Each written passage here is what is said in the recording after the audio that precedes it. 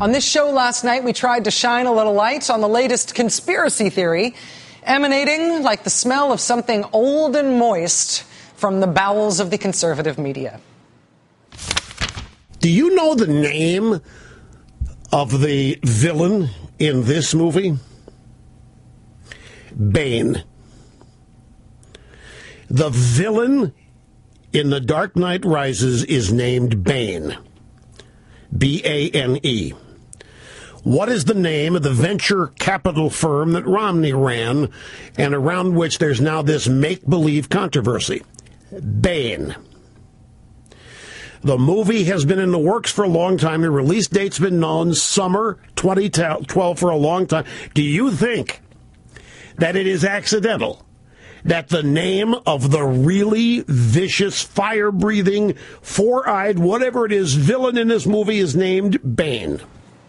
Now, I love conspiracy theories, but that is not even a good conspiracy theory.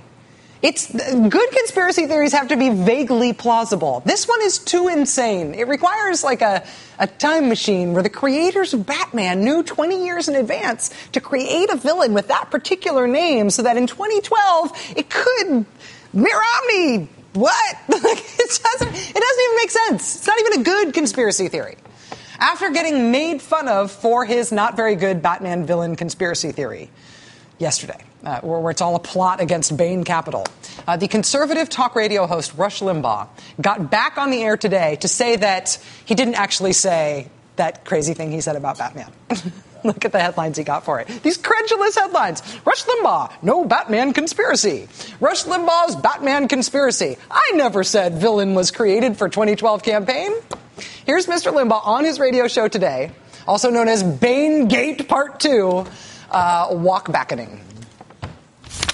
And everybody's out there running around thinking, I got this giant conspiracy theory that the Batman people, the creators, the comic book creators, created this thing to campaign against Romney with a bat. I never said that. I didn't say there was a conspiracy. I said the Democrats were going to use it. You know what? That's not true.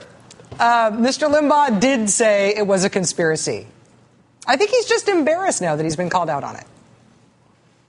Do you think that it is accidental that the name of the really vicious, fire-breathing, four-eyed, whatever it is, villain in this movie is named Bane? I understand you're embarrassed. Come on.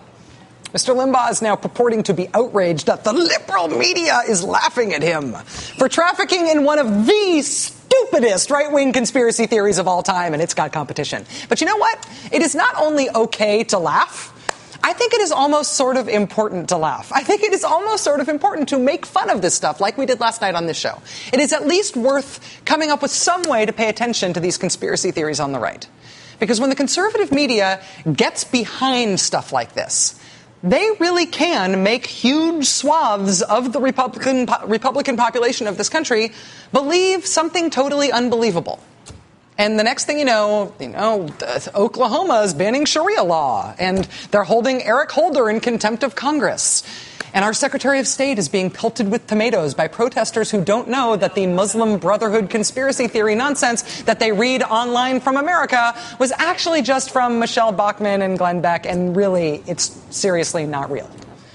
In this bifurcated media world that we live in, where it's conservative media over here and then space and then everything else, and never the twain shall meet, it is at least worth knowing enough about the latest nonsense right-wing conspiratorial claptrap going on over there to make fun of it. Because if you haven't been monitoring the quite literally fantastic stories that conservatives tell each other about the forces arrayed against them in the world, then you have no idea where this stuff is coming from when they actually try to make public policy out of it. And if I were Rush Limbaugh, yeah, I'd probably try to pretend I never said this Batman thing either. But you know what? You did.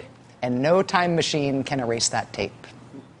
That does it for us tonight. We'll see you again tomorrow night. Now it's time for The Last Word with Lawrence O'Donnell. Thanks for being with us.